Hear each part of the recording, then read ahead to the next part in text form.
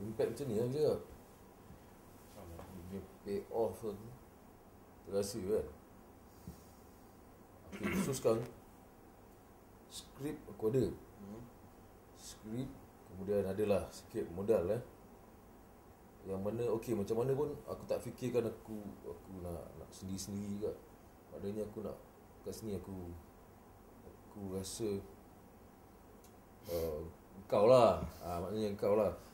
Satu kau sebagai kau. Ni. Satu kau sebagai kau. Yang kedua, kau dengan kapasiti kau. Maknanya belakang kau, company kau. Studio kan. Kau set up cantik. Jadi aku rasa macam kalau kita dapat collaborate co ke. Okay, yang kau tu mungkin dari segi directing, creative work. Kreatif, maknanya sama ada on screenplay, sama ada on direction. Antara kita lah, maknanya kita jamming. Yelah, biar top circle lah. Kita pernah cakap itu kan. Betul.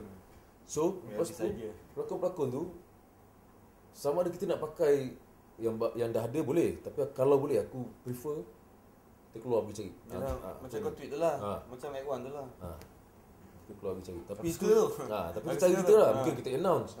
Kita beritahu, okey, kat sekian-sekian tempat kita akan ada, sekian-sekian tarikh kita akan ada kat satu tempat. Kita akan pergi cari orang kat situ. Itu best. Kan? Tunggu. Bagi aku itu.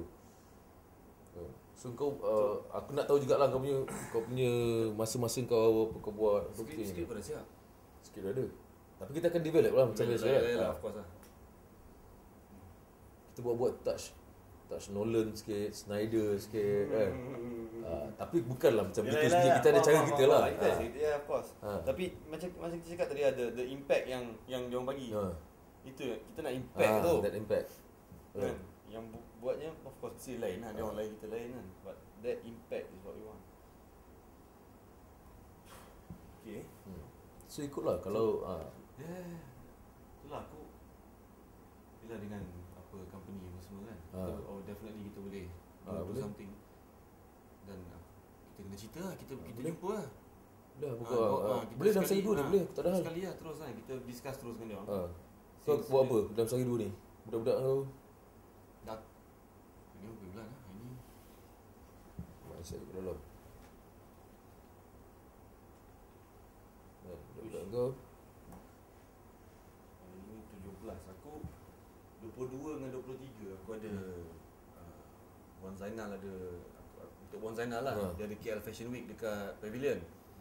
So 22 dengan 23 ni kita orang pakai pon suit lah. And appear. Apa tu fashion show?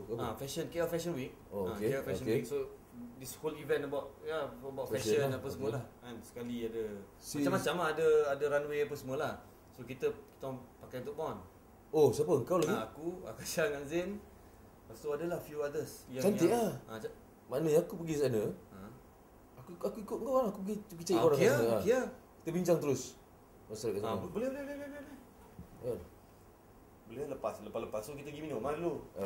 Kan kat sana kita buka-buka sikit dululah kan, sebab kan kita orang kat sana tengah nak bawa ID dengan Azmi sekali. Okay. Tak jumpa kan.